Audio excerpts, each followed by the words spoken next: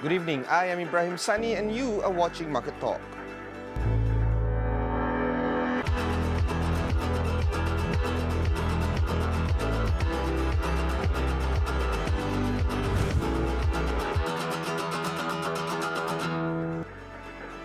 Over 56,000 Malaysians have visited New Zealand for this year.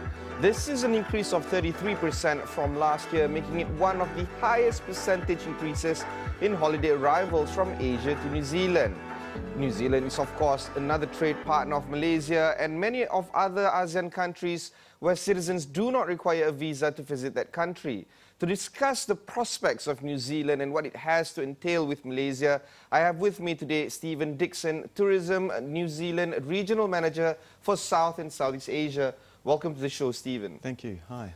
So let's talk about the wonders of New Zealand per se, and of course, what do you do in promoting that role? Look, as you've just pointed out, we've never seen so many more Malaysians visiting New Zealand. In the year ending in September, we had over almost 56,000 arrivals, and that's the most amount of Malaysians visiting New Zealand.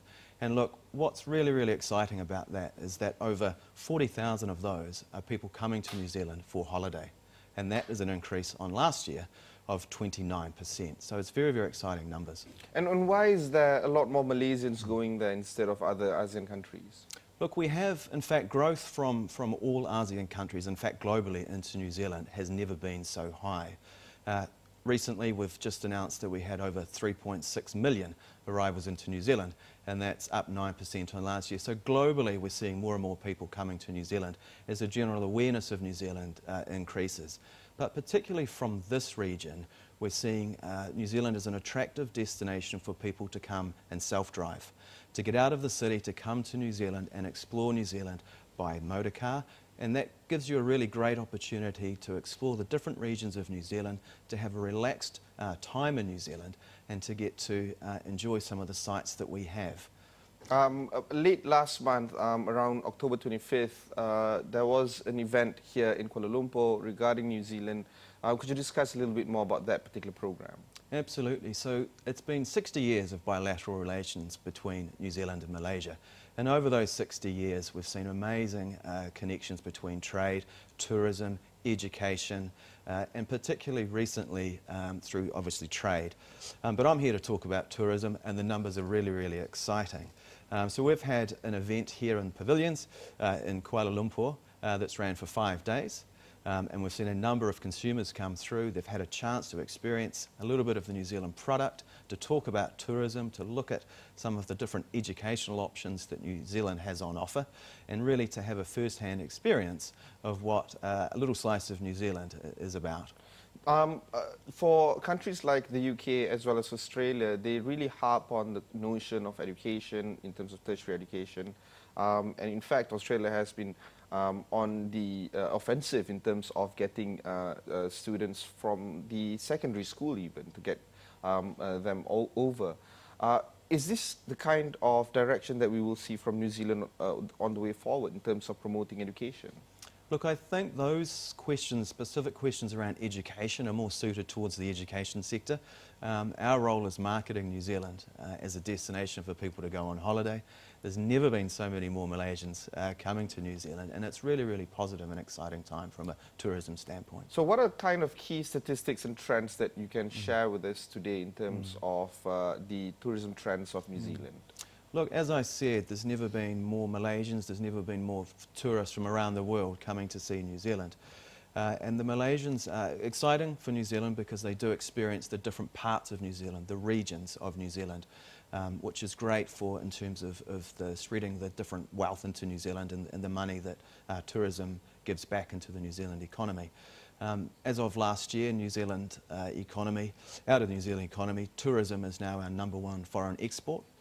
Contributing about 14.5 billion into the New Zealand economy and generating around about 180,000 jobs. So tourism is very important to the New Zealand economy, which is why a market that's growing as fast as Malaysia is exceptionally important within that portfolio. And of course, let's look at some of the key things in terms of New Zealand is offering for tourism. What would be the 3 or 4 key attractions that we can look forward to if Malaysians actually watch this particular interview and would like to learn more about tourism in New Zealand? Look, as I said, self-drive for the Malaysians is increasingly popular in New Zealand. New Zealand roads are safe, slightly different road rules, but safe, and it's a great way to explore New Zealand. But more than anything, I think that the Malaysians coming to New Zealand can experience something that perhaps they can't enjoy here in Malaysia, and that might be hiking on a glacier. That might be bungee jumping, where obviously New Zealand's the birthplace of bungee jumping. It might be jet boating. And it also, more than anything, now we're seeing a lot of cultural ties. So the indigenous Māori culture of New Zealand resonates very well with the Malaysian cultures. Food-wise, in New Zealand, we have a number of halal offerings.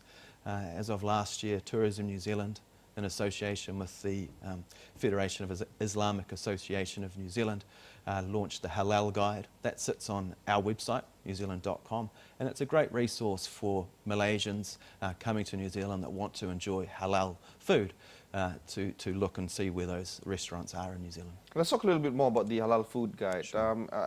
I've actually browsed through a few other tourism websites of Australia and many other countries before this interview. I can't seem to find that Halal Food Guide on their website. Do you think that this is a very unique selling proposition in terms of getting travelers from Muslim majority countries over to New Zealand? Look, I think New Zealand is a very multicultural destination, and we welcome different cultures from all over the world. And we know that the Muslim traveller is a very important part of global travel.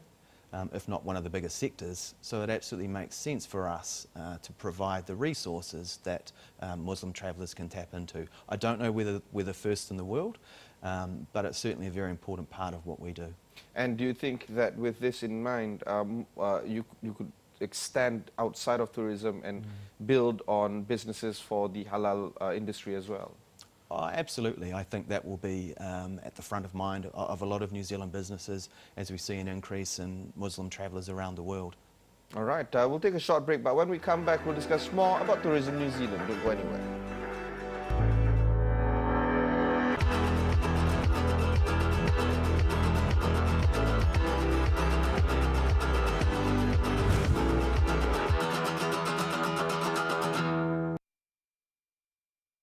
It's towards the end of the year, and Malaysians are indeed trying to shop around for best tourist places. Today, to discuss something with me is Stephen Dixon, the Regional Manager for Tourism New Zealand. Stephen, of course, we were talking about some of the aspects of Tourism New Zealand, and considering that this is, as you put it just now, tourism is the #1 foreign export for that country. Do you think that New Zealand is doing enough in trying to promote tourism? Look, I think we've been running now with a brand campaign called 100% Pure New Zealand. That's been running for 17 years. Arguably it's the longest and most successful brand campaign in the world. We have global partnerships with Facebook, with Google. We run a brand campaign at the moment that falls off the back of 100% Pure New Zealand, which is called Where Every Journey, One Journey Leads to Another. And in this market, we run a New Zealand specialist program where we educate and build the capability of travel agents' ability to sell New Zealand. We also operate an international media program where we bring key media down to New Zealand to experience all the wonders that we have, and they come back and share that content. We're doing a lot around the business events sector. We have people in charge of business events or incentive travel, and we get people coming down to New Zealand and experience New Zealand as a destination to rejuvenate, revigorate their staff and employees, and so they come back to market and are essentially more productive. So we are doing a lot in the market. We are leading the way from a digital landscape, and we like to think that we are doing a lot already. Let's talk a little bit more about 100% New Zealand. Of course, as you put it, this is one of the more recognizable brand campaigns that has been running out of that country. What is the 100% New Zealand trying to achieve? Do you think that you are achieving those kind of objectives? Absolutely. Look, 100% Pure New Zealand is about the New Zealand experience that you have when you are there, okay? It's almost undescribable, but it's the connection that you have with the people in New Zealand. It's the experience that you have with the diverse landscapes, the fact that New Zealand is really, really easy to experience different activities and spectacular landscapes, all within very, very close proximity. We know that travellers coming to New Zealand are having a good time. They are leaving satisfied. The research that we did recently said almost 96% of people left extremely satisfied with their experience in New Zealand. New Zealand's a destination that once you come to New Zealand and experience, a little part of that will never leave you, and we're certain that you'll want to come back.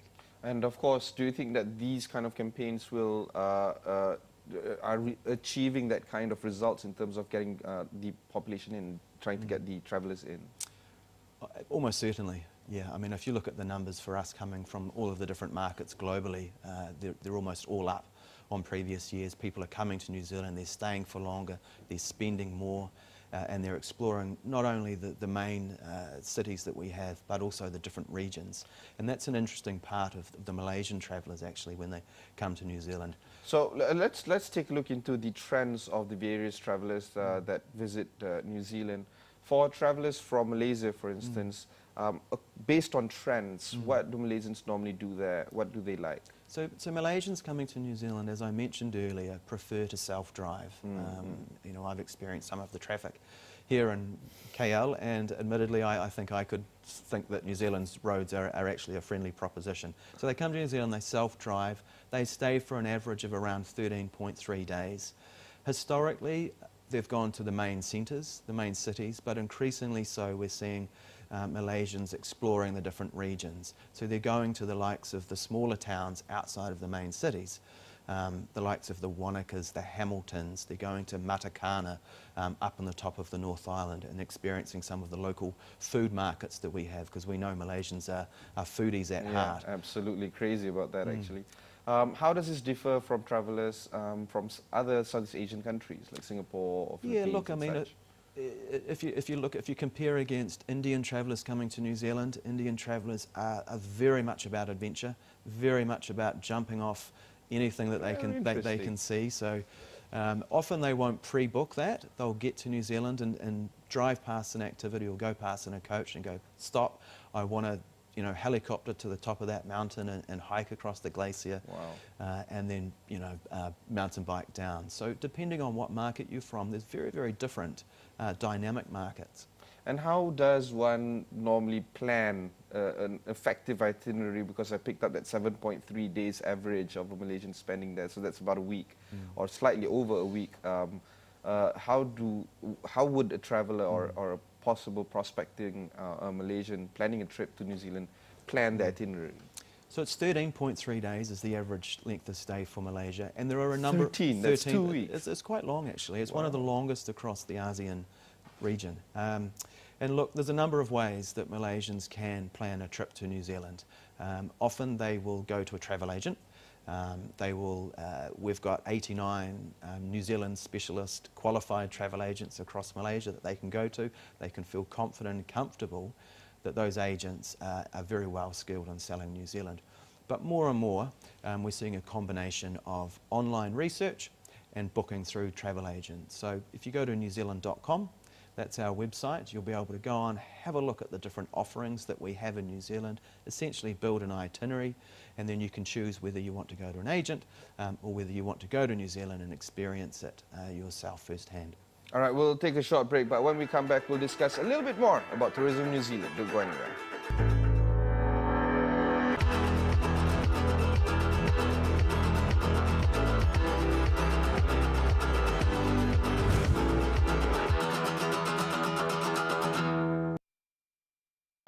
Welcome back to Market Talk. I'm your host, Ibrahim Sani. Today we're talking about Tourism New Zealand. With me, Stephen Dixon, the Regional Manager for South and Southeast Asia. Stephen, we're discussing plenty in terms of Tourism New Zealand. The one thing that I want to ask you is when is the best time to visit New Zealand? Good question. Any time's a good time to go to New Zealand. That sounds like a sales pitch. But any time is a good time to go to New Zealand. But look, what we recommend is to go in New Zealand spring and New Zealand autumn. So if you go at a time outside of the main summer period, you're going to have more capacity in terms of hotels, flights. School holidays is around New Zealand, December, January. We're a pretty popular destination. So what we would suggest is going March, April, February, March, April, and then also again in September, October, November.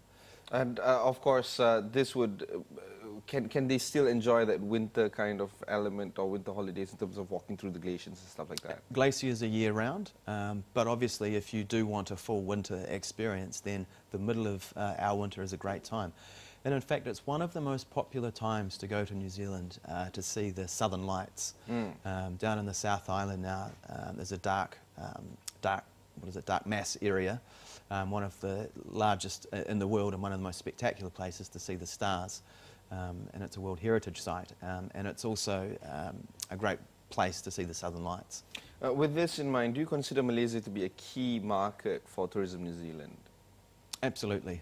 Absolutely. Malaysia, as I said, it's growing faster than any other region. Malaysians experience New Zealand for a very, very healthy period of time at 13.3 days. And Malaysians like to enjoy different parts of New Zealand outside of the main centres. So they're absolutely key and crucial to our portfolio approach. And of course, in the Asian market at large, because you do look at South Asia as well as South Asia, are these the biggest markets that you need to focus on in terms of bringing more tourists in?